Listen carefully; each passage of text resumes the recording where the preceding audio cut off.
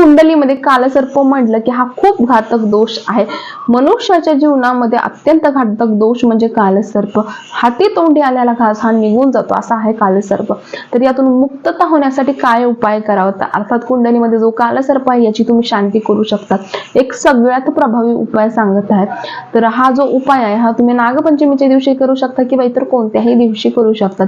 ज्या लोकांकडे साप असतात, ज्या लोकांकडे नाग असतो, त्यांच्याकडून तुम्हाला नाग घ्यायचा आहे व त्याला मुक्तता द्यायची आहे. तर या उपायाने काय होईल की तुमच्या कुंडलीमधल्या कालसर्पातून देखील तुम्हाला मुक्तता भेटते. तर हा खूप प्रभावी उपाय आहे. हा एकदा उपाय तुम्ही नक्की करून बघा. शक्य झालं तर नाग नागिनीचा जोडा घ्या किंवा जो नाग आहे तो देखील तुम्ही घेऊ शकता. जर तुम्हाला धनवान व्हायचं असेल, पैशा संबंधित प्रॉब्लेम आहेत किंवा तुम्हाला पैसा कमवायचा आहे, तर अर्थात नाग नागिनीच्या जोड्याला नक्कीच मुक्तता द्या.